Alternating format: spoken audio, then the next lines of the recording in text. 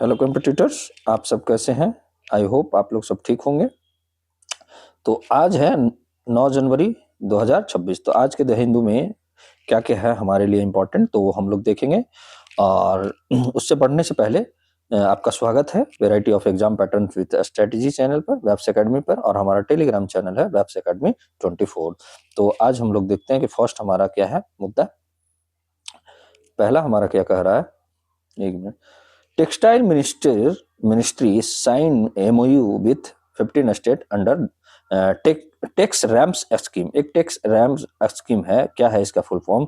Textile focused research assessment monitoring planning and startup. ठीक है, ये योजना है। ठीक है, वस्त्र मंत्रालय जो है ना, कपड़ा मंत्रालय जो होता है, उनके तहत क्या किया गया है अभी कि ये जो टैक्स रैम्स योजना है ना, उसके अंतर्गत 15 राज्यों के साथ और केंद्र शासित प्रदेशों के साथ मेमोरेंडम ऑफ अंडरस्टैंडिंग पे मतलब हस्ताक्षर किया गया है। ये समझौता क्यों हुआ है कि वस्त्र क्षेत्र के जो डेटा है ना, उस सिस्टम को मजबूत करने का है और शोध क्षमता बढ़ाने और नीति निर्धारण के लिए बेहतर जानकारी उपलब्ध कराने के उद्देश्य से ये समझौता किया गया है। ये है हमारा मतलब ये मुद्दा है, मतलब किस लिए हुआ है। ठीक है, इसका इस जो योजना है आपका टैक्स रैम्स, इसका योजना का प्रमुख उद्देश्य क्या है, तो ये हमें देखना है। ठीक है, तो डेटा सिस्टम को मजबूत करना है, वस्त्र क्षेत्र से जुड़े जो विश्वसनीय समयबद्ध और मानकीकृत डेटा का निर्माण करना है, और केंद्र और राज्य के बीच डेटा का समन्वय करवाना है। ओके, तो ये इसका उद्देश्य है। अगला हमारा क्या कह रहा है कि केंद्र और राज्य के बीच भी डेटा का समन्वय करवाना, नीति निर्माण के साथ आधारित आपका बनाना, एविडेंस बेस्ड पॉलिसी मेकिंग करवाना है। ठीक है, अनुमान आधारित नहीं बल्कि तथ्य मतलब फैक्ट और डाटा पर आधारित निर्णय लिया जाएगा। ओके, क्या है ये शोध एवं आपका मूल्यांकन का? शोध एवं मूल्यांकन क्या करवाना है? आपका रोजगार उत्पादन कैसे हो रहा है, निर्यात इसका कितना हो रहा है, आपूर्ति श्रृंखला पर, ये सब क्या है इसका स्टडी करेगा इससे। ओके, योजना के प्रभाव का आंकलन भी करेगा और बेहतर योजना और निगरानी भी कर पाएगा। जिला क्लस्टर स्तर पर योजना भी लाएगा और टेक्सटाइल योजना को निगरानी करेगा। स्टार्टअप और नवाचार को बढ़ावा देगा। टेक्सटाइल स्टार्टअप्स के लिए रिसर्च और डेटा सपोर्ट भी ये जारी करेगा। ओके, आगे बढ़ते हैं हम लोग।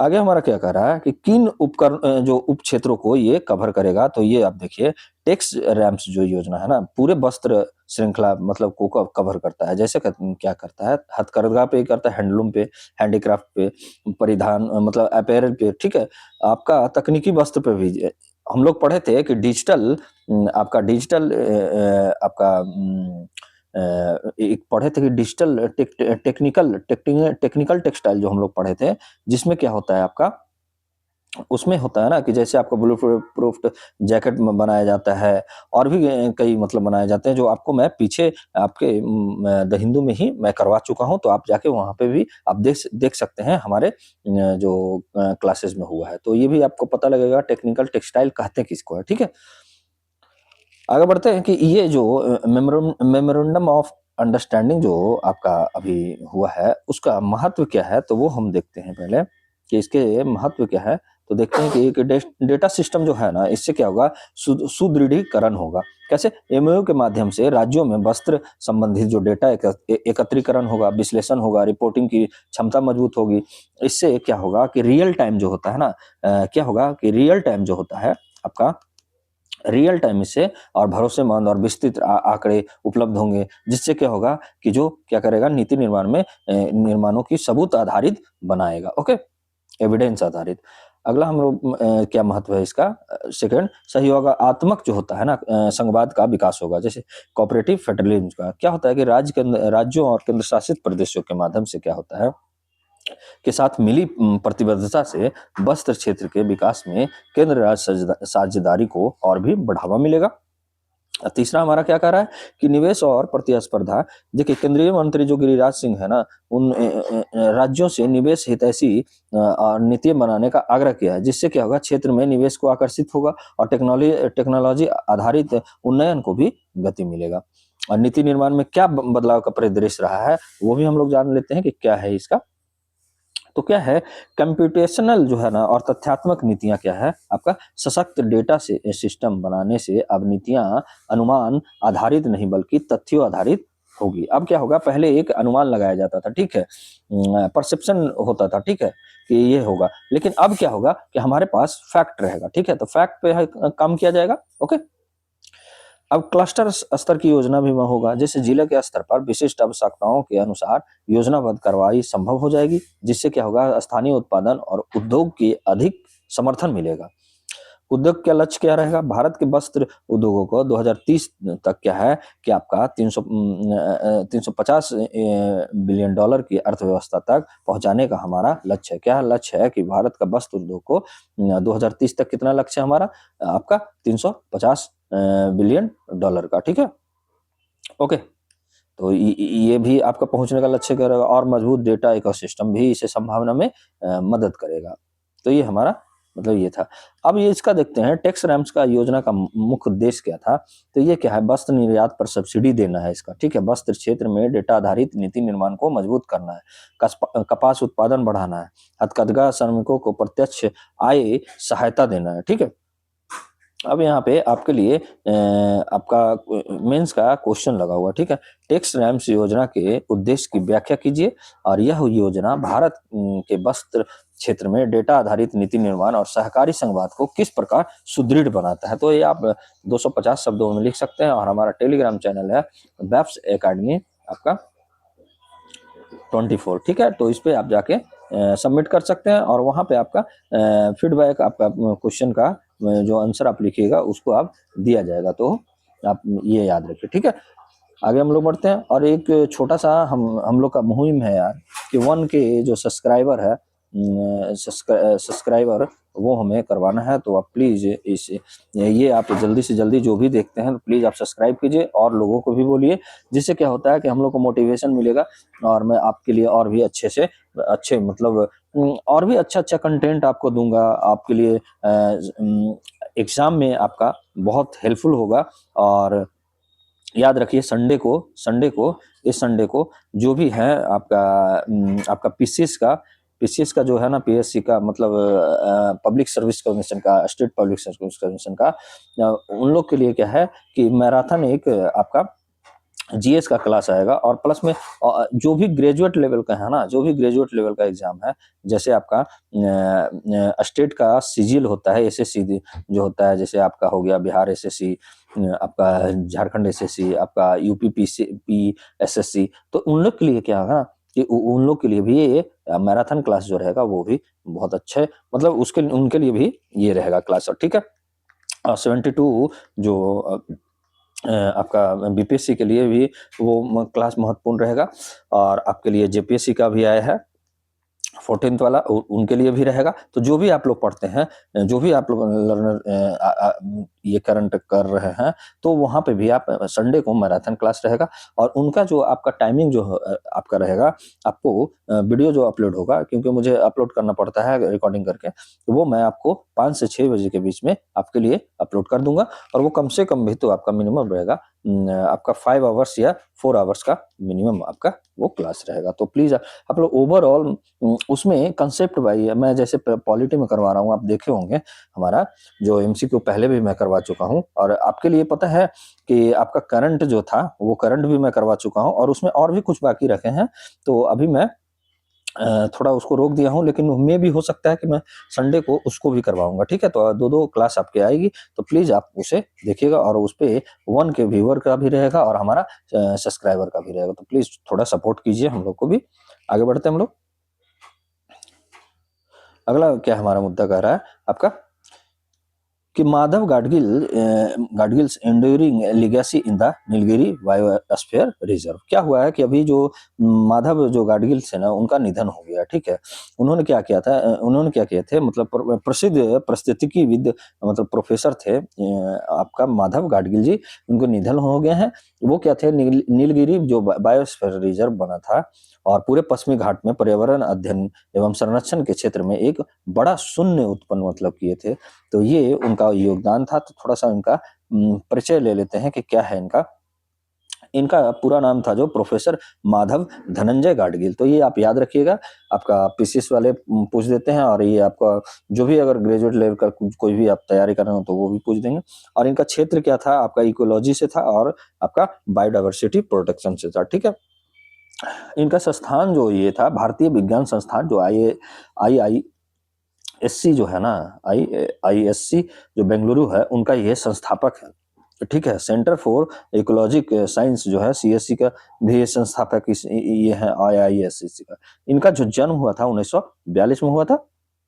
उन्हें बचपन से ही क्या है ना, प्रकृति और जंगल और जीव जंतुओं में गहरी रुचि थी। देखिए, आपको यूपीएससी के लिए जो है आपके किन्हीं के बारे में, मतलब जो भी फेमस होते हैं उनके बारे में लिखने के लिए रहता है आपका जीएस आपका 1 में। तो ये आपका GS 1 से रिलेटेड है। मैं ऐसा करूंगा कल से कि जो भी आप लोग हैं वो किस GS 1 से क्या है, GS 2 से क्या है, तो ये आपका मैं ये भी करने का कोशिश कर रहा हूँ।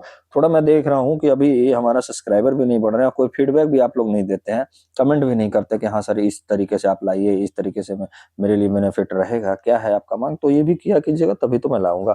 मुझे समझ में नहीं आ रहा है कि अभी मैं आपके लिए और क्या करूं, क्योंकि जब तक आप मांग नहीं रखोगे जब तक मैं समझूंगा नहीं, ठीक है। तो आप अपनी मांग को भी रख सकते हैं। आगे बढ़ते हैं। अगला जो है क्या है, इनके बारे में और जानते हैं। इनका जो अब योगदान पढ़ते हैं कि माधव गाडगिल का प्रमुख योगदान क्या था। देखिए, नीलगिरी जो बायोस्फीयर रिजर्व है, उनकी ये अवधारणा बताया, ठीक है। माधव गाडगिल ने नीलगिरी बायोस्फीयर रिजर्व का कंसेप्ट डॉक्यूमेंट तैयार किए थे इन्होंने ही। और आता भी है कि किनके कहने पर ये नीलगिरी बायोस्फीयर रिजर्व बना था, तो माधव गाडगिल के। यह भारत का पहला बायोस्फीयर रिजर्व बना था। इसे यूनेस्को ने एक मैप प्रोग्राम चला जाता है। आपको मैं मैप के बारे में भी पढ़ाऊंगा अभी, और नीलगिरी के बारे में थोड़ा सा आप ये थोड़ा सा पहले जान लीजिए, उसके बाद क्या इनका योगदान है ये मैं आपको मैं दोनों चीज बताऊंगा, ठीक है। इसे यूनेस्को के मैन एंड बायोस्फीयर प्रोग्राम के अंतर्गत मान्यता मिला है, किसको, नीलगिरी बायोस्फीयर रिजर्व को। सेकंड क्या इनका योगदान है, लैंडस्केप स्तरीय संरक्षण। क्या होता है लैंडस्केप लेवल कंजर्वेशन। हाथियों पर उनके छात्रों के शोध से गाडगिल ने समझा कि एशियाई हाथी जैसे प्रजातियों के संरक्षण के लिए केवल अभयारण्य नहीं बल्कि पूरे लैंडस्केप का संरक्षण आवश्यक है। तो ये भी इनका योगदान है। और यही सोच आगे चलकर क्या होगा ना, कॉरिडोर जो बना है एलिफेंट कॉरिडोर, वो मानव जीवन जो वन्य जीव सह अस्तित्व का अवधारणा का आधार बना है। देखिए, आपको मैं प्रोजेक्ट टाइगर के बारे में बताया हूँ, उसी के तहत क्या होता है कि टाइगर रिजर्व घोषित किया जाता है। तो ये आप याद रखिएगा, ठीक है। प्रोजेक्ट टाइगर जो बना था आपका 1973 से स्टार्ट हुआ था, तो ये आप याद करते जाइएगा। इससे क्या होगा ना, आपका ओवरऑल आज हाथी के बारे में आप जाने हैं, ठीक है, आप नीलगिरी के बारे में जाने, तो इस तरीके से आपका पूरी जो पढ़ाई है ना, आपको इससे रिलेटेड करके चलिएगा। ओके, आगे बढ़ते हैं हम लोग। और किनका इनका योगदान क्या है, सेंटर फॉर इकोलॉजिकल साइंस जो है IISc का गठन किया उन्होंने। इंडियन इंस्टीट्यूट ऑफ साइंस जो है बेंगलुरु में, इंडियन इंस्टीट्यूट ऑफ साइंस, उसको में क्या किए थे, सेंटर फॉर इकोलॉजिकल जो साइंस की स्थापना किया था। IISc जो बेंगलुरु है ना, Indian institute of science Bengaluru में, उनमें क्या किए थे, सेंटर फॉर इकोलॉजिकल साइंस की स्थापना किया। और यह भारत में पारिस्थितिकी और संरक्षण जीव विज्ञान का प्रमुख संस्थान बन गया। ओके, फिर फोर्थ क्या किए थे, इनका योगदान था वेस्टर्न घाट इकोलॉजी एक्सपर्ट पैनल बने, जिनका गाडगिल द्वारा क्या हुआ कि गाडगिल समिति के नाम से ही जाना जाता है वेस्टर्न घाट के लिए। देखिए, ये लाइन आपके लिए मोस्ट इंपॉर्टेंट है और कई क्वेश्चंस में भी ये आपका आ गया है, ठीक है। तो गाडगिल जो है वेस्टर्न घाट इकोलॉजी एक्सपर्ट पैनल के अध्यक्ष रहे हैं, ठीक है। इसी को बोला जाता है गाडगिल समिति। समिति ने क्या कहा था कि पश्चिमी घाट के लिए पर्यावरण संवेदनशील मतलब सेंसिटिव इकोलॉजिकल जो इन्वायरमेंट सेंसिटिव जोन घोषित किया, विकास बनाम संरक्षण संतुलन किया और जन भागीदारी आधारित संरक्षण जैसे सुझाव भी दिए थे। तो ये भी आप याद रखिएगा, क्या क्या सुझाव दिए थे कि इन्वायरमेंट आप सेंसिटिव जोन घोषित कीजिए और आपका विकास बनाम संरक्षण संतुलन भी किए और जन भागीदारी आधारित संरक्षण जैसे सुझाव किसके द्वारा दिया गया था, तो गाडगिल कमेटी के द्वारा। ओके, इनका जन्म कब हुआ था, 1942 में, ठीक है। अभी ये इनका मृत्यु हो गया अभी। यह रिपोर्ट क्या हुआ था कि नीति निर्माण में आज भी संदर्भ बिंदु रखता है, मतलब एक मुख्य बिंदु मतलब है, ये की पॉइंट की तरह काम करता है। तो ये आप याद रखिएगा, इनका इतना मतलब ज्यादा महत्व था। और महत्व है अभी भी, ठीक है। ऐसा नहीं है कि इनका जो 5वां योगदान था ना कि पीपुल सेंट्रिक कंजर्वेशन, जन केंद्रित संरक्षण पे ये को बढ़ावा दिए। क्या क्या है कि गाडगिल को all inclusive people centric conservation का प्रबल समर्थक माना जाता है। उनका मानना था कि जैव विविधता संरक्षण स्थानीय समुदाय की भागीदारी के बिना संभव नहीं है। तो ये इनका मानना था। आप कहीं भी कोड कर सकते हैं इनके प्रश्न में, और कहीं भी आप इंटरव्यू भी देने जाइएगा तो ये आप इनको कोड कर सकते हैं। इसके लिए आपको मतलब ये आपके लिए बेनिफिट है, ठीक है, कि जैव विविधता संरक्षण स्थानीय समुदाय की भागीदारी के बिना संभव नहीं है, और आपके समझ के विकसित के लिए भी ये जरूरी है। आगे है छठा, क्या है इनका वेस्टर्न घाट नेटवर्क प्रोग्राम। क्या है कि इस कार्यक्रम के माध्यम से क्या किए थे उन्होंने, गुजरात से तमिलनाडु तक छात्रों और शिक्षकों और शोधकर्ताओं को एक नेटवर्क में जोड़ा था, ठीक है, यह वेस्टर्न घाट प्रोग्राम के तहत। ओके, और इससे क्या हुआ था ना, इससे क्या हुआ था कि जो युवा वैज्ञानिकों को और संरक्षणवादियों को पूरी पीढ़ी एक तैयार हो गया, ठीक है, सारे लोगों को एक नेटवर्क बना के जोड़े थे। आगे चलते हैं हम लोग। अब हम लोग पढ़ते हैं कि ये इनका योगदान रहा, आप योगदान जान गए। अब हम लोग पढ़ते हैं कि आपको बोले थे कि नीलगिरी जो है, नीलगिरी बायोस्फीयर रिजर्व, उनके बारे में बताऊंगा, एनबीआर, ठीक है। तो नीलगिरी बायो रिजर्व जो है ना, रिजर्व जो है भारत का पहला बायोस्फीयर रिजर्व है। तो ये आप याद रखिएगा, एक पॉइंट जो ये आप याद रखिएगा, ठीक है, मेन पॉइंट है आपका लिए। और सेकंड है क्या क्या, इसे 1986 में क्या हुआ, स्थापित किया गया था, और यूनेस्को के मैप जो प्रोग्राम है उसके अंतर्गत इसे मान्यता प्राप्त है, यानी मैन एंड बायोस्फीयर रिजर्व। यह रिजर्व पश्चिमी घाट का हिस्सा है जो विश्व के प्रमुख बायोडायवर्सिटी हॉटस्पॉट में से एक है। ओके, नीलगिरी बायोस्फीयर रिजर्व 3 राज्यों में फैला है, तमिलनाडु हो गया आपका, केरला हो गया आपका, कर्नाटक हो गया। यह भारत का सबसे बड़ा आपका बायोस्फीयर रिजर्व भी माना जाता है और पहला भी माना जाता है। तो ये दोनों चीज आप याद रखिएगा। आपका 1986 में भी ये याद रखिएगा कि इसका स्थापना हुआ था, और यूनेस्को द्वारा जो है आपका इसको मान्यता मिला हुआ है, ठीक है, मैप के तहत, ठीक है। आगे बढ़ते हैं। ये क्या है, भारत का सबसे बड़ा बायोस्फीयर रिजर्व है, तो ये भी याद रखें। प्रमुख संरक्षित क्षेत्र जो होता है ना, इसको जो बायोस्फीयर का क्षेत्र जो होता है, कोर जो होता है, बांदीपुर नेशनल पार्क जो हो गया आपका, नागरहोल नेशनल पार्क हो गया, ये क्या है, प्रमुख संरक्षित क्षेत्र है। मुद्दुमलाई टाइगर रिजर्व हो गया, ये सब क्या है आपका इसका संरक्षित क्षेत्र है। और आपका वायनाड वाइल्ड लाइफ सेंचुरी है जो केरला में है, ठीक है। आपका साइलेंट वैली आसपास के क्षेत्र जो है ये प्रमुख संरक्षित क्षेत्र है, यानी कोर एरिया है इसका बायोस्फीयर रिजर्व का। ओके, अगला हम लोग चलते हैं कि आपका क्या है कि जैव विविधता का महत्व क्या है।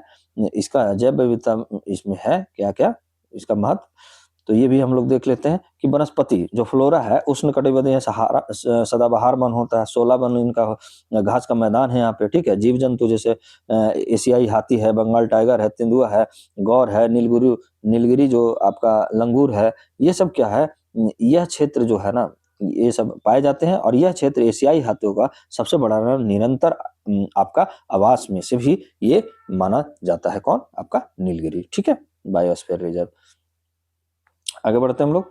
जनजातीय और पर्यावरण संबंध क्या है इसका, तो ये भी आपका क्या है, नीलगिरी क्षेत्र में कई आदिवासी समुदाय पाए जाते हैं, तो ये भी याद रखिएगा। टोडा हो गया आपका, कोटा हो गया, कुरुम्बा हो गया, इरुला हो गया, ये सब ना आपका क्वेश्चन में आ सकता है। तो टोडा, कोटा, कुरुम्बा, इरुला किस क्षेत्र में पाया जाता है, तो ये आप याद रखिएगा, आपका नीलगिरी क्षेत्र में पाया जाता है।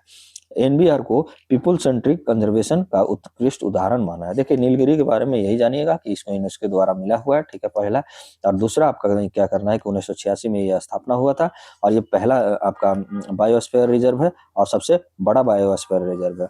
और इसका है जो 3 स्टेट में फैला हुआ, आपका केरला हो गया, आपका तमिलनाडु हो गया, और आपका कर्नाटक हो गया। और उसमें भी समुदाय वाले जो क्षेत्र है आपका, इसमें कौन सा जनजातीय पाए जाते हैं आदिवासी समाज, तो टोडा हो गया आपका कोटा हो गया, कुरुम्बा हो गया, और इरुला हो गया। इरुला के बारे में तो आपका यूपीएससी ऑलरेडी पूछ लिया है, ठीक है, ये आप याद रखिएगा, इरुला, ठीक है, आप जाके देखिएगा यूपीएससी का जो प्रीवियस ईयर का क्वेश्चन है। ओके, आगे बढ़ते हैं। ये क्या है कि एनबीआर को पीपुल सेंट्रिक कंजर्वेशन का उत्कृष्ट उदाहरण माना जाता है। आगे बढ़ते हैं हम लोग। और क्या है कि यूनेस्को का जो मैप जो प्रोग्राम मैं आपको बता रहा था ना, तो ये देखिए आपका मैप प्रोग्राम है, क्या है कि यूनेस्को का मैन एंड बायोस्फीयर जो प्रोग्राम है एक अंतर्राष्ट्रीय वैज्ञानिक कार्यक्रम है जिसकी शुरुआत कब हुआ था 1971 में। तो ये भी जानिएगा कि मैप जो है आपका, जब आप इन्वायरमेंट पढ़ोगे ना तो वहां पे मैप के बारे में आएगा, तो थोड़ा बहुत अभी जानकारी ले लीजिए।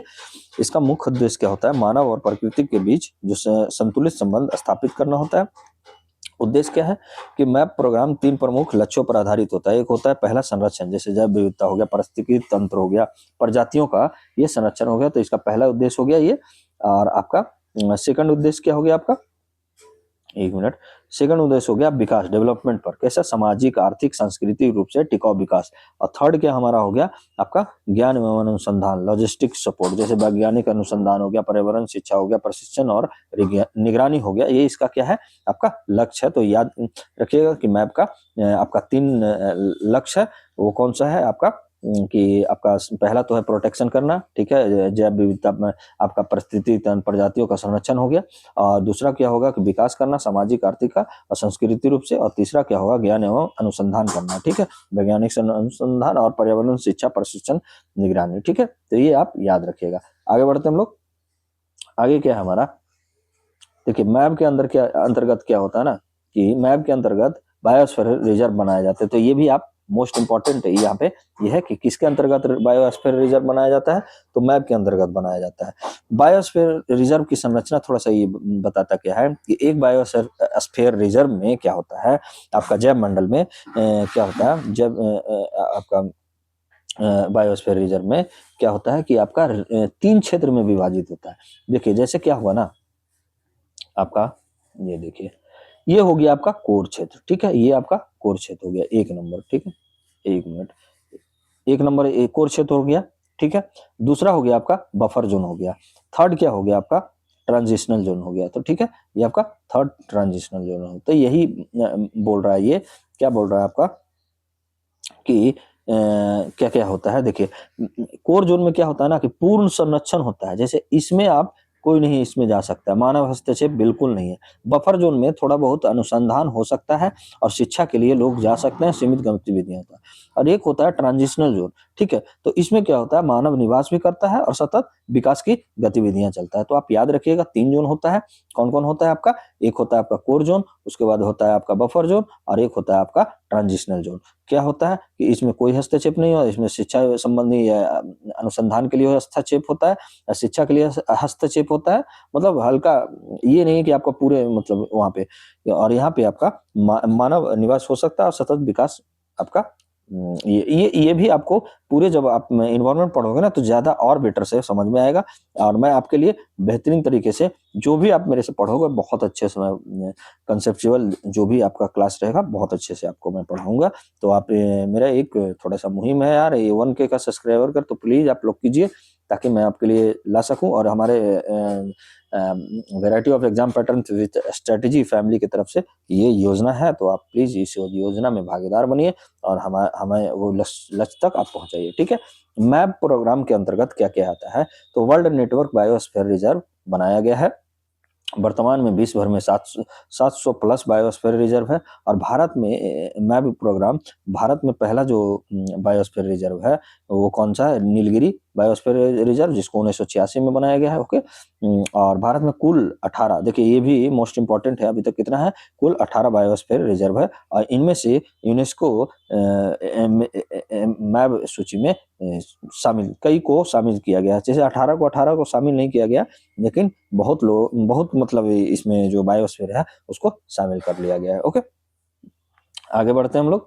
आगे हमारा जो है क्या कि आपके लिए क्वेश्चन है एमसीक्यू, नीलगिरी बायोस्फीयर रिजर्व और यूनेस्को के मैप प्रोग्राम के संदर्भ में निम्नलिखित कथनों पर विचार कीजिए, ठीक है। पहला क्या हमारा स्टेटमेंट कर रहा है, नीलगिरी बायोस्फीयर रिजर्व भारत का पहला बायोस्फीयर रिजर्व है, सही है। इसका स्थापना कब हुआ था ये भी हम लोग थोड़ा सा रिकॉल कर लेते हैं, 1986 में। नीलगिरी बायोस्फीयर रिजर्व यूनेस्को के मैन एंड बायोस्फीयर प्रोग्राम के अंतर्गत मान्यता प्राप्त है, तो इसको ये दूसरा नंबर भी सही है। मैप प्रोग्राम का उद्देश्य केवल जैव विविधता का संरक्षण तक सीमित है, तो थर्ड हमारा गलत है। तो हमारा क्या आंसर हो जाएगा आपका 1 और 2, ठीक है, 1 और 2 हो जाएगा, ठीक है। तो ये आप याद रखिएगा, समझे। आगे बढ़ते हैं हम लोग। अगला जो हमारा मुद्दा है आज का कि why awareness about folic acid is the key to prevent spina bifida. क्या है फॉलिक एसिड के प्रति जागरूकता बढ़ाकर स्पिना जो बिफिडा है जैसे गंभीर जन्मजात मतलब बर्थ डिफेक्ट जो को काफी हद तक रोका जा सकता है। भारत जैसे देश में यह कुपोषण और मातृ स्वास्थ्य से जुड़ी समस्या व्यापक है और यह सार्वजनिक स्वास्थ्य नीति के अत्यंत महत्वपूर्ण है। ये आपका क्या था आपका चर्चा में आया हुआ था। ठीक है, तो ये स्पिना जो बिफिडा है, ये क्या है स्पिना बिफिडा, ये हम लोग पढ़ते हैं, पहले देखते हैं। यह एक क्या होता है, न्यूरल ट्यूब डिफेक्ट है। ठीक है, यह क्या है, एक न्यूरल ट्यूब डिफेक्ट है जो भ्रूण के विकास के प्रारंभिक चरण जैसे गर्भावस्था के पहले 28 दिन में ये क्या होता है, रीढ़ की हड्डी स्पाइनल कोड को, ठीक है, पूर्ण विकास नहीं होने देता है। ठीक है, क्या करता है ना, ये बीमारी जब रहता है तो 28 गर्भावस्था के मतलब जब भ्रूण के विकास के प्रारंभिक जो चरण होता है ना 28वां दिन, जब आप बायोलॉजी पढ़ोगे तो उसमें पता लगे आपको पढ़ना रहेगा कि जो भ्रूण का विकास किस तरह से होता है। तो आपका मेल का और फीमेल का जो एग मिलके आपका जाइगोट बनाता है, जाइगोट ही क्या बनाता है, धीरे धीरे आपका कुछ दिनों के बाद ये टिश्यू में बदलता है और टिश्यू से ही क्या बनता है आपका कोशिका का निर्माण, सेल का निर्माण हुआ, सेल से आपका फिर आपका क्या बनेगा, आपका ऑर्गन बनता है, ऑर्गन से फिर एक शरीर का निर्माण होता है। तो इस तरीके से आपका पढ़ना रहता है कि कैसे एक एग से मतलब जाइगोट से आपका टिश्यू बना, टिश्यू से आपका फिर बना सेल, बना सेल से बना आपका ऑर्गन बना, ऑर्गन से फिर पूरे बॉडी का निर्माण होता है। तो इस तरीके से आप पढ़िएगा। ठीक है, तो क्या होता है कि भ्रूण के विकास के प्रारंभिक चरण में ही क्या होता है, जब आप गर्भावस्था के पहले 28 दिन में, जो गर्भावस्था जब होता है, गर्भधारण करते हैं महिला, उसके 28 दिन में ही क्या होता है ना, रीढ़ का हड्डी जो है क्या होता है का पूर्ण विकास नहीं होने देता है। इसके कारण क्या होता है, आजीवन विकलांग हो जाता है आदमी। ठीक है, और क्या है आपका चलने फिरने में असमर्थता होगा, मूत्र एवं तंत्रिका संबंधी समस्या भी आता है। न्यूरल ट्यूब प्रेगनेंसी के बहुत शुरुआती चरण में ही बनती है, जब कई बार महिलाओं को गर्भावस्था का पता भी नहीं होता है, तब भी ये क्या होता है आपका ये चरण स्टार्ट हो जाती है। आगे बढ़ते हम लोग। अगला जो हमारा क्या कर रहा है कि इसमें फॉलिक एसिड का क्या भूमिका है, तो ये भी हम लोग देख लेते हैं। तो फॉलिक एसिड क्या है पहले, तो विटामिन B9 है। ठीक है, डीएनए जो सिंथेसिस और सेल डिवीजन के लिए ये आवश्यक होता है, कौन आपका फॉलिक एसिड। और स्पाइनी बिफिडा से संबंध कैसे रखता है कि वैज्ञानिकों के अध्ययन के अनुसार क्या बोल रहा है ना, गर्भ अवस्था से पहले और प्रारंभिक गर्भावस्था में पर्याप्त फॉलिक एसिड लेने से स्पिना जो बिफिडा के मामले 50 से 70% तक कमी आ जा सकती है। तो यानी हमारे लिए फॉलिक एसिड कितनी महत्वपूर्ण भूमिका निभाता है। इसलिए क्या होता है कि इसको जागरूकता इसलिए मतलब चर्चा में आया कि जागरूकता बढ़ाने के लिए। तो हम लोग समझ गए कि हमारे लिए फॉलिक एसिड कितनी होता है कि जो ये क्या करता है, विटामिन B9 जिसको बोलते हैं, डीएनए सिंथेसिस और सेल डिवीजन के लिए ये आवश्यक होता है फॉलिक एसिड। और वैज्ञानिकों के अध्ययन के अनुसार क्या पता चला है कि गर्भावस्था से पहले अगर और प्रारंभिक गर्भावस्था में पर्याप्त फॉलिक एसिड लेने से स्पिना जो बिफिडा है आपका विकलांगता है वो है उसका मामला 50 से 70% तक कमी आ जा सकती है। तो ये आपका वैज्ञानिक अध्ययन दिया है। जागरूकता क्यों महत्वपूर्ण है इससे पता चलता है। ठीक है, तो पहला क्या है हमारा, गर्भ अवस्था से पहले सेवन आवश्यक है। फॉलिक एसिड प्रेगनेंसी कंफर्म होने के बाद नहीं बल्कि कंसेप्शन से पहले लेनी चाहिए। ठीक है, आप जब कंसेप्शन है ना उससे भी पहले लेनी चाहिए। भारत में अधिकांश महिलाएं अनियोजित गर्भावस्था का शिकार बन जाते हैं, कम और स्वस्थ जागरूकता है उनके के कारण इसे समय पर नहीं ले पाते हैं।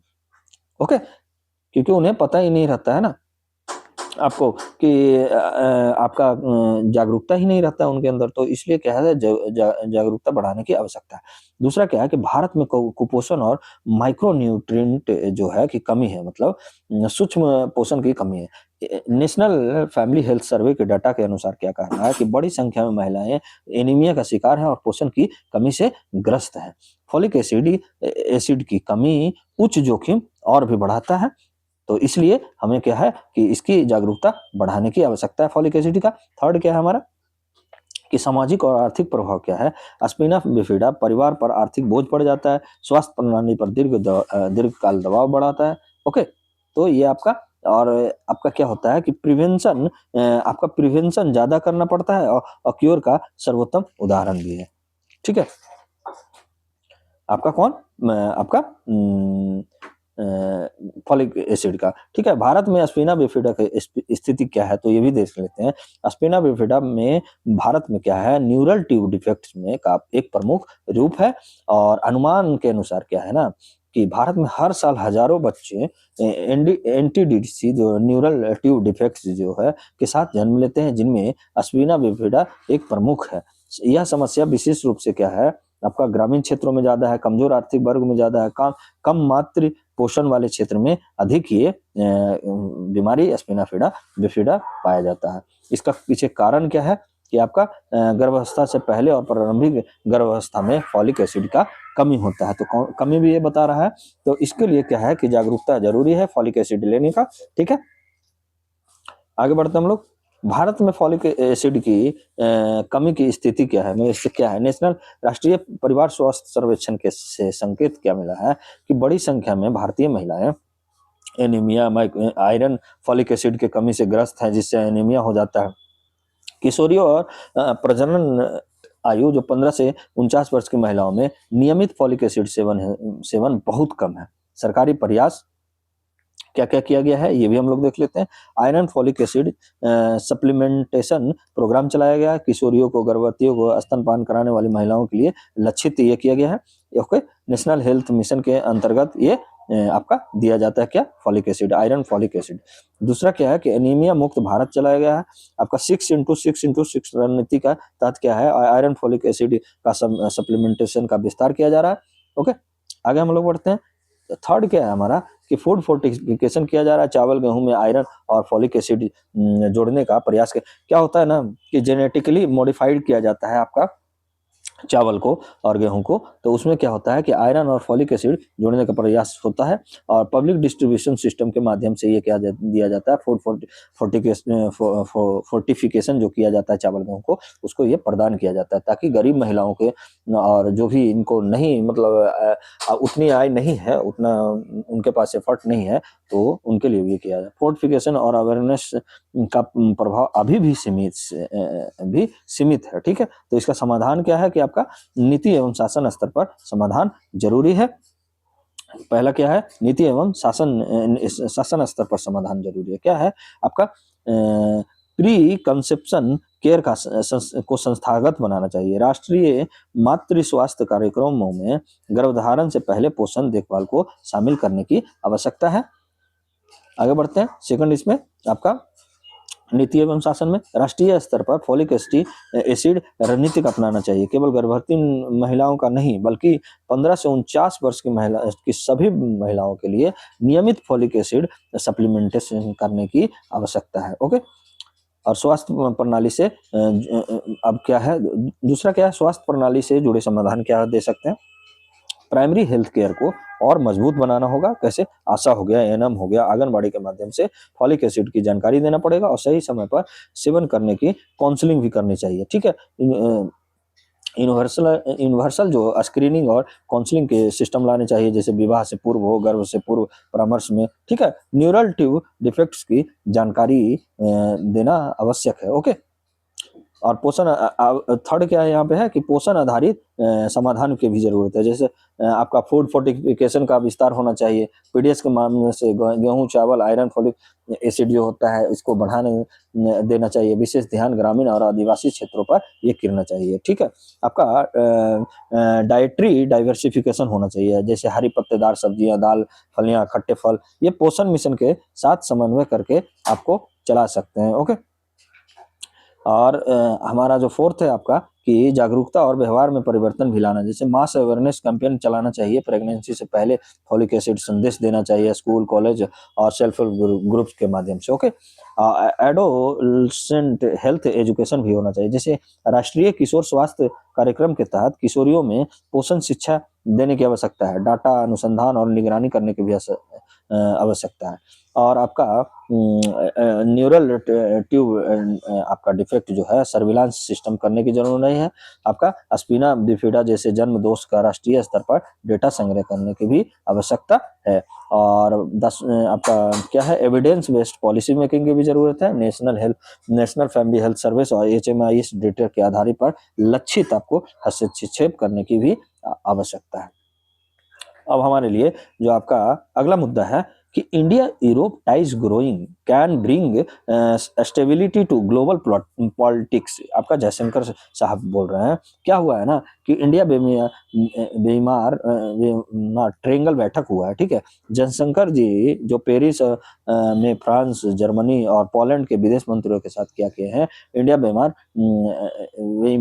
मतलब ट्रायंगल बैठक प्रारूप में भाग लिए हैं, ठीक है। ये भारत का पहला आधिकारिक भागीदारी अनुभव है जिसमें 3 प्रमुख यूरोपीय देश ने मिलकर किया है, ठीक है।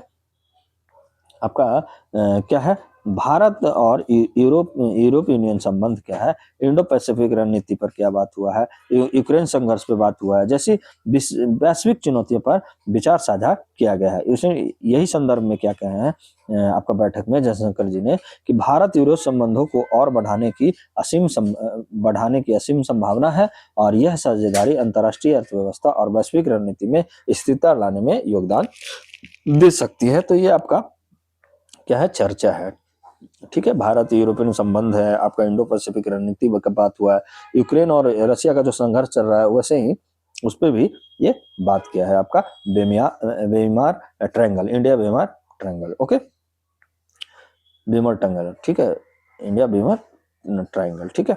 आगे बढ़ते हैं कि इसका रणनीतिक महत्व क्या है, आपका स्ट्रेटेजिक सिग्निफिकेंस क्या है। तो विकसित विश्व में भारत की सक्रियता को ये क्या होगा, बढ़ावा देगा। जैसे भारत यूरोप के साथ बहुआयामी कूटनीति पर जोर दे रहा है, ठीक है। मल्टी डायमेंशनल जो डिप्लोमेसी है उस पर जोर दे रहा है, केवल व्यापार पर ही नहीं, जैसे सुरक्षा पर, आपका टेक्नोलॉजी पे, डिफेंस में, हेल्थ में और वैश्विक शासन जैसे आयामों पर भी साझेदारी कर रहा है। और इंडिया और Europe union free trade agreement का भी क्या है, इस पर भी बातचीत इस यात्रा के पृष्ठभूमि में चल रहा है, जिसका लक्ष्य है कि 2026 के जनवरी फरवरी के आसपास अंतिम रूप देने का इसका है। और फ्रांस, जर्मनी, पोलैंड ने इस दिशा में त्वरित समझौता की आवश्यकता पर जोर दिया। फिर FATS क्या होगा, फ्री ट्रेड एग्रीमेंट, आपको मैं बिल्कुल अच्छे से पढ़ा चुका हूँ, तो आप पीछे वाले जाके आपके सेशन आप देख सकते हैं। वहाँ पे क्या होता है इसमें, मान लिया कोई देश है, दो देश है, तो वहां से आपका जो सामान आएगा उस पर टैरिफ नहीं लगेगा या टैरिफ कम लगेगा, यहाँ जाएगा तो ये टैरिफ कम लगेगा। तो इससे क्या होगा कि दोनों देशों के जो आर्थिक संबंध है ना वो मजबूत होंगे और प्लस में वहाँ के जो लोग हैं जो यहाँ का कमी रहेगा तो वो यहाँ से पूर्ति होगा और यहाँ जो कमी होगा जो आपका ये पूर्ति करेंगे, ठीक है। तो ये आपका फ्री ट्रेड एग्रीमेंट है। और ज़्यादा आपको जानकारी लेना है तो आप मेरे पिछले क्लास में आप जा सकते हैं, वहाँ पे आप पढ़ सकते हैं, ठीक है। वहाँ पे मैं बहुत अच्छे से करवाया हूँ। क्या है कि इसमें व्यापार वृद्धि होगा, नौकरी सृजन होगा, टेक्नोलॉजी सहयोग बढ़ेगा, औद्योगिक आपूर्ति श्रृंखला भी इसमें क्या होगा, पूर्ति होगा, ठीक है। जैसे क्षेत्रों में द्विपक्षीय सहयोग को क्या मिलेगा, बल मिलेगा। आगे बढ़ते हैं हम लोग। वैश्विक पृष्ठभूमि क्या है इसका, ग्लोबल कॉन्टेक्स्ट, रूस यूक्रेन युद्ध जो है आपका यूरोपीय साझेदारों के साथ भारत ने यूक्रेन संघर्ष और अंतर्राष्ट्रीय कानून पर दिखाए गए दृष्टिकोण पर मुक्त और गहरे विचार साझा किया है, ठीक है। और दूसरा क्या है कि बदलता वैश्विक क्रम भी है, जैसे वैश्विक राजनीतिक संतुलन तेजी से प्रवृत्ति हो रहा है। अमेरिका, यूरोप, चीन, रूस जैसे ब्लॉकों के बीच भारत ने अपनी स्वायत्त और बहुपक्षीय रणनीति को प्राथमिकता दिया है। आगे हम लोग बढ़ते हैं, भारत के लिए क्या अवसर है, जरा थोड़ा सा भारत का अवसर क्या है अभी वो हम देख लेते हैं। देखिए, व्यापार और आर्थिक अवसर है, ट्रेड एंड इकोनॉमिक अपॉर्चुनिटी क्या है कि इंडिया यूरोपियन यूनियन के साथ आपका फ्री ट्रेड एग्रीमेंट करेगा, ठीक है। यूरोप और भारत के बीच अगर मुक्त व्यापार समझौता से क्या होगा कि आपका व्यापार बढ़ जाएगा और निर्यात को बढ़ावा मिलेगा, नई उद्योग आपूर्ति श्रृंखला बढ़ेगा और रोजगार भी सृजन होगा। आपका यूरोप से तकनीकी और निवेश का सहयोग का भी संभावना बढ़ेगा, ठीक है। व्यापार में विविधीकरण आएगा, यूरोप के साथ सहयोग से भारत की आर्थिक और निर्भरता चीन पर कम हो सकती है। तो ये भी आप क्या है कि भारत के लिए ये अवसर के रूप में आपका जाना जा रहा है, ठीक है।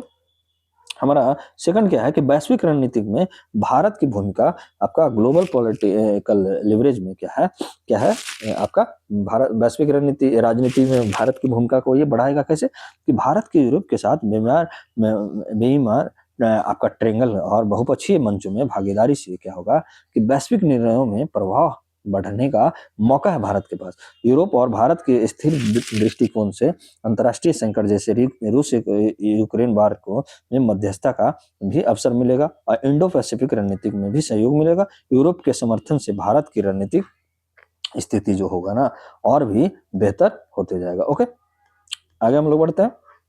थर्ड हमारे लिए क्या होगा ये ना कि तकनीकी और विज्ञान सहयोग ये आपका और R&D पे भी ये क्या होगा आपका बढ़ेगा। ठीक है, तो ये आपको क्या करेगा, थोड़ा हम लोग देखते हैं, इसको और छोटा करते हैं, कुछ ज़्यादा बड़ा हो गया। ओके, तो ये हमारा क्या करेगा आपके लिए कि तकनीकी और AI और क्लीन एनर्जी हो गया, स्वास्थ्य, डिजिटल तकनीक उपयोग यूरोप के साथ सहयोग करेगा। आने वाले इंडिया जो AI इम्पैक्ट समिट जो है और निवेश साझेदारी से ज्ञान और नवाचार का आदान प्रदान किया जाएगा।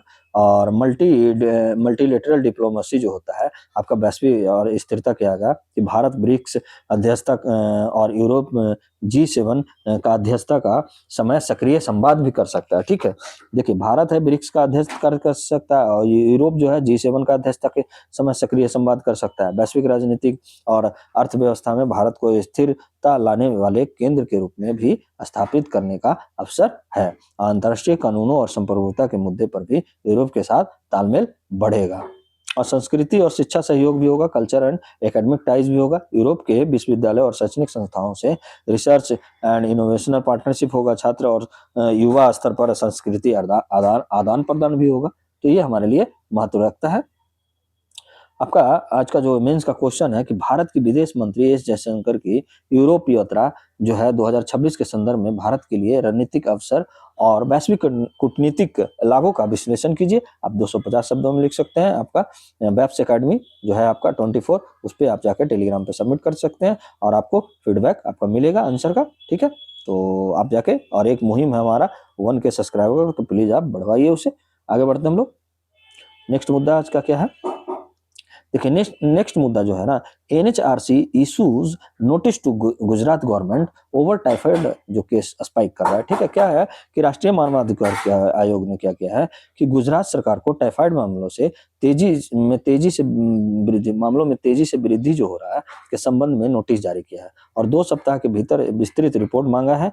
आयोग ने मीडिया रिपोर्ट से क्या है स्वतः संज्ञान लिया। देखिए ये क्या है कि आपको कल ही मैं NHRC के बारे में पूरे डिटेल से मैं पढ़ाया हूँ और ये जो है ना 1 वर्ष के भीतर जो भी आपका कांड होता है उसी को ये आपका लेगा। तो देखिए अभी क्या है, और ये मीडिया के तहत से ये सो मोटो ले सकता है, तो ये इसका अधिकार है, आप जाके पढ़ सकते हैं पॉलिटी MCQ में। उसमें पहले मैं क्या करता हूँ कि पहले NHRC जैसा टॉपिक है उसका थोड़ा आपका ब्रीफ में नॉलेज आपको देता हूँ, उसके बाद मैं इसका MCQ करवाता हूँ, तो वहाँ आप जाके पढ़ सकते हैं। कल ही वाले में है, तो ठीक है, आपका 8 तारीख के ही जो हुआ है उसमें प्लेलिस्ट में आपको मिल जाएगा, तो आप जाके देख सकते हो। ओके, आगे बढ़ते हम लोग।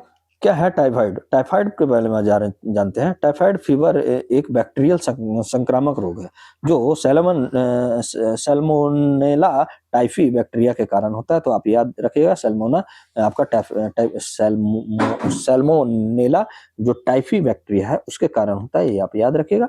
और यह मुख्य रूप से दूषित पानी या भोजन के माध्यम से फैलता है। यह रोग जो होता है पेट मतलब क्या होता है ना, गैस्ट्रो इंटेस्टाइनल जो सिस्टम होता है उसको प्रभावित करता है और समय पर उपचार न होने पर ये जानलेवा भी हो सकता है। तो इसका हम लोग आगे देखते हैं कि लक्षण क्या है।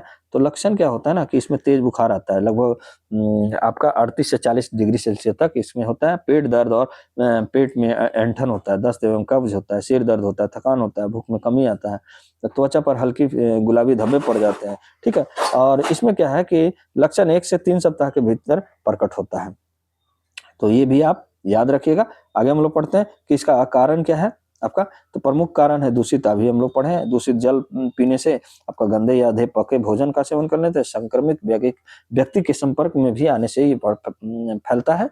स्वच्छता और हाइजीन का अभाव के कारण भी ये फैलता है। इसी कारण क्या हुआ है ना कि NHRC का नोटिस आपका गांधीनगर में जो है जल जनित जो टाइफाइड मामलों पर अहम हो गया। उपचार इसका क्या है कि एंटीबायोटिक दवाएं ले, जैसे सेफ्ट्रिएक्सोन, आपका एजिथ्रोमाइसिन, उचित हाइड्रेशन मतलब हाइड्रेशन जैसे पानी और इलेक्ट्रोलाइट्स आप उपयोग में ले सकते हैं, इसका उपचार है। और गंभीर मामलों में अस्पताल में भर्ती होना आवश्यक है। रोकथाम में इसका क्या प्रिवेंशन, सुरक्षित और स्वच्छ पेयजल पीजिए और खाने और हाथ धोने की स्वच्छता अपनाइए। टाइफाइड वैक्सीन क्या है, इंजेक्टेबल है आपका, इनएक्टिवेटेड है, और ओरल भी आप ले सकते हैं, दोनों उपलब्ध है आपका, आपका सुई के द्वारा भी, इंजेक्शन के द्वारा भी, और आपका ओरल भी, ठीक है। आपका जल जनित बीमारी से बचाव के लिए क्लोरीनेशन और फिल्ट्रेशन और बॉइलिंग जैसे आप बच सकते हैं, पानी को कर सकते हैं। और भारत में प्रासंगिकता इसका क्या है, भारतवर्ष में क्या है, भारत में वर्ष 2023 से और 2025 तक क्या है, जल जनित रोग में टाइफाइड एक प्रमुख चिंता बनी हुई है। तो इस पर ही एनएचआरसी ने अपना क्या है, सो मोटो लिया है। अब क्या है कि एनएचआरसी का जो क्यों हस्तक्षेप करता है, ठीक है। स्वच्छ पेयजल आपका मौलिक अधिकार है, आर्टिकल आपका राइट टू लाइफ का हिस्सा है, और आर्टिकल 21 से एक मौलिक अधिकार भी बन जाता है। सार्वजनिक जो स्वास्थ्य की विफलता और राज्य की प्रशासनिक जवाबदेही को भी ये मतलब उजागर कर रहा है, ठीक है। आपका एनएचआरसी के अधिकार क्या है कि मानवाधिकार उल्लंघन पर ये नोटिस जारी करना और रिपोर्ट मांगना, इसीलिए ये क्या मांग रहा है, आपको गुजरात गवर्नमेंट से रिपोर्ट मांग रहा है, और क्या करता है, मुआवजे का सिफारिश करता है, और सुधारात्मक जो कदम है वो सुझाता है। सुप्रीम कोर्ट के अनुसार है, स्वच्छ पानी और स्वास्थ्य जो है जीवन जीने का अधिकार का अभिन्न अंग माना गया है, किसको, स्वच्छ पानी और स्वास्थ्य को, ठीक है। आगे हम लोग बढ़ते हैं। उजागर हुई समस्या, क्या हुई उजागर भैया समस्या, ये भी देख लेते हैं थोड़ा। तो क्या हुआ इससे कि अर्बन इंफ्रास्ट्रक्चर फेलियर हो गया, नई जल आपूर्ति प्रणाली में तकनीकी खामी आ गया, पुअर अर्बन प्लानिंग है, सीवेज जैसे क्या है, जल पाइपलाइन में का समीप होना, ठीक है, और मेंटेनेंस एवं मॉनिटरिंग का आपका कमी है, लीकेज समय पर न पकड़ पाना, ठीक है। इसका समाधान क्या हो सकता है, तो हम लोग समाधान भी दे देते हैं थोड़ा। तत्काल कदम में क्या होना है, इमीडिएट मेजर से आपको क्या करना चाहिए। पहले तो स्वच्छ पानी का आप आपूर्ति करवाइए, प्रभावित क्षेत्रों में बोतल बंद पानी वितरण करवाइए, क्लोरीनेशन करवाइए, और वाटर प्यूरिफिकेशन टैबलेट का आप उपयोग करवाइए, और पब्लिक हेल्थ एडवाइजरी जारी कीजिए, लोगों को उबाल कर पानी पीने और हाथ धोने की सलाह आप जारी कर सकते हैं, ठीक है। और हॉस्पिटल तैयारी कीजिए, जैसे गांधीनगर से सिविल हॉस्पिटल में जो ये बताया है कि 30 बेड और अन्य प्राथमिक चिकित्सा सुविधाएं बढ़ाने की आवश्यकता है। और आपका माध्यमिक मतलब मध्यकालीन उपाय क्या है, बीच वाले मीडियम वाले टर्म में आपका पाइपलाइन सुधार कीजिए और लीकेज रिफिक्सिंग कीजिए। वाटर जो वेस्ट वाटर मैनेजमेंट है ना, सीवेज ड्रिंकिंग वाटर नेटवर्क को अलग रखने की जरूरत है। आपका वैक्सीनेशन आपका ड्राइव कीजिए, जैसे टाइफाइड वैक्सीन का टीकाकरण खासकर बच्चों और संवेदनशील समूह में। दीर्घकालीन समाधान में आप दे सकते हैं कि सतत जल आपका सस्टेनेबल वाटर मैनेजमेंट करने की आवश्यकता है, और जीआईएस जैसे मतलब स्मार्ट मॉनिटरिंग से जल की गुणवत्ता की निगरानी कर सकते हैं। स्वच्छता और हाइजीन आप क्या है कैंपेन चला सकते हैं, अवेयरनेस इससे फैलेगा। प्रोग्राम में कीजिए आप प्रोग्राम कीजिए, आपका जागरूकता कार्यक्रम स्कूल में, स्थानीय बॉडी संस्था में, अर्बन स्लम्स में, ये आप जाके आप कैंपेन चला सकते हैं। गवर्नेंस एंड पॉलिसी रिफॉर्म भी करने की जरूरत है, जैसे राज्य और पंचायत स्तर पर जल सुरक्षा और स्वास्थ्य अधिकार का रोडमैप बनाने की भी आवश्यकता है। एनएचआरसी और राज्य स्वास्थ्य विभाग के बीच भी नियमित रिपोर्टिंग प्रणाली करने की भी आवश्यकता है। तो ये हमारा क्या हो गया, आपका आज का जो है हमारा ये समाप्त हुआ, और हमारा लास्ट है आपके लिए एक एमसीक्यू लगा हुआ है, तो ये भी आप करते चलिए। टाइफाइड का मुख्य कारण क्या है, तो दूषित पानी और भोजन में सैल्मोनेला टाइफी बैक्टीरिया जो है, सैल्मोनेला, तो ये आप याद रखिएगा, इसके कारण होता है। और आपको कैसा लगा सेशन, ये आप जरूर बताइएगा। हमारे variety of exam pattern strategy channel को आप शेयर कीजिए, सब्सक्राइब कीजिए, और ये वीडियो को भी शेयर कीजिए और सब्सक्राइब कीजिए। और आप अपनी मांगों को रख सकते हैं, और एक छोटा सा मुहिम है, हम लोग का लक्ष्य है आपका 1K का सब्सक्राइबर का, तो प्लीज आप लोग बढ़ाइए, ठीक है। कल आपसे आपका वो एमसीक्यू आज आपको आएगा। और सॉरी यार, थोड़ा एनसीईआरटी का बैच जो चल रहा है वो नहीं ला पा रहा हूँ, लेकिन आज से आपके लिए कंफर्म आपके आएगी, ठीक है। तो आप ये भी रेडी रहिएगा, आपका रात 9 से 10 बजे के बीच में आपको प्रीमियर कभी भी किया जाएगा आपका एनसीईआरटी बैच, और एमसीक्यू पॉलिटी आपका अभी 5 से 6 बजे के बीच में आपको दिया जाता है, तो प्लीज़ उसे भी आप लोग देखिए जाके। जो भी है, जैसे एनएचआरसी के बारे में मैं यहाँ पे इसलिए नहीं बताया, मुझे लग रहा है कि आप लोग जितने भी देखने वाले हैं, उसे भी, उस क्लास को भी आप देखते हैं, तो मैं इसलिए नहीं करवाया हूँ। एनएचआरसी आपको पूरे तरीके से मैं कल ही करवाया हूँ। तो और आज आपका ये मुद्दा भी आ गया। तो ठीक है, आज के लिए बस इतना ही। धन्यवाद। जय हिंद, जय भारत।